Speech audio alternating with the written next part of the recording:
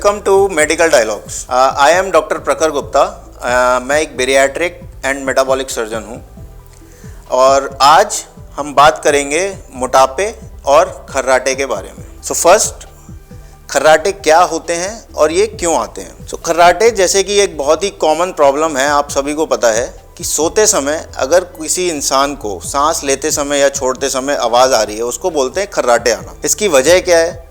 सो इसके कई सारे रीज़न्स हैं, जैसे कि कोई एलर्जी होना या साइनस की प्रॉब्लम होना, या एक बहुत कॉमन समस्या है मोटापा।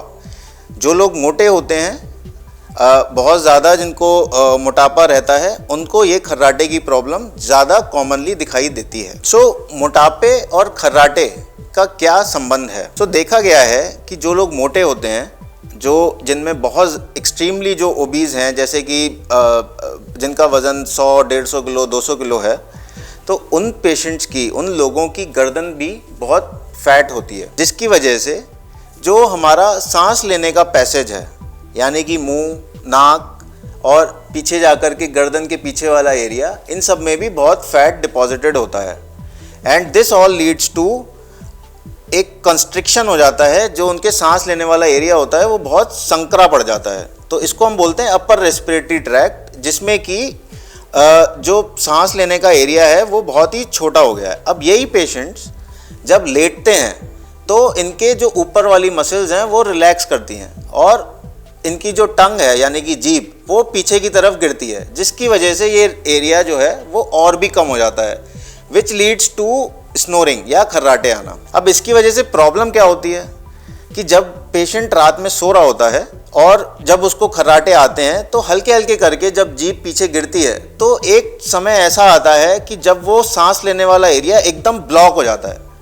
और जब ये ब्लॉक हो जाता है तो जब बॉडी में ऑक्सीजन नहीं पहुंचती, तो उसकी वजह से पेशेंट एकदम घरबड़ा करके उठता है और वो गहरी गहरी 3-4 सांसें लेता है। अब इसकी वजह से जो होने वाली प्रॉब्लम्स हैं वो आप डिवाइड कर सकते हैं, या तो सोशल प्रॉब्लम्स, जैसे कि जिन पेशेंट्स को खर्राटे आते हैं उनके फैमिली मेम्बर्स, उनके बेड पार्टनर्स को बहुत दिक्कत होती है, वो रात में सो नहीं पाते।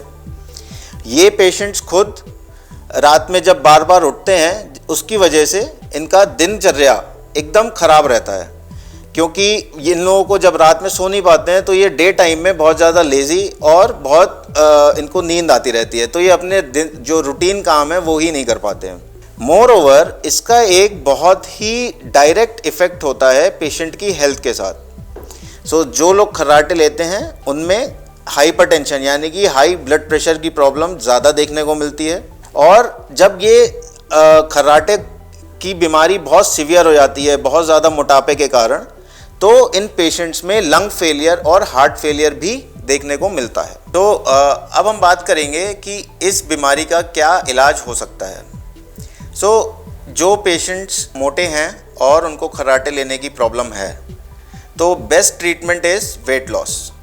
बट अगर किसी को टेम्परेरी ट्रीटमेंट चाहिए तो उसके लिए उस पेशेंट को हम CPAP मशीन आती है, जो वो पेशेंट रात में लगाते हैं और उसकी मदद से सो पाते हैं। लेकिन ऐसा देखा गया है कि जैसे जैसे वेट लॉस होता है, वैसे वैसे ये खर्राटे लेने की प्रॉब्लम बहुत हद तक इम्प्रूव होती है। For weight loss there are several treatment options. किसी भी वेट लॉस प्रोग्राम का जो बेसलाइन है, that is dietary and lifestyle modifications. और अब हमारे पास कुछ एक मेडिसिन्स हैं which can provide you with significant amount of weight loss. The best treatment by far for weight loss is bariatric surgery. So for more such informative videos, tune into Medical Dialogues, and we'll come up with some other important health issues in the next video. Never miss a medical update from Medical Dialogues. Like, subscribe, and press the bell icon.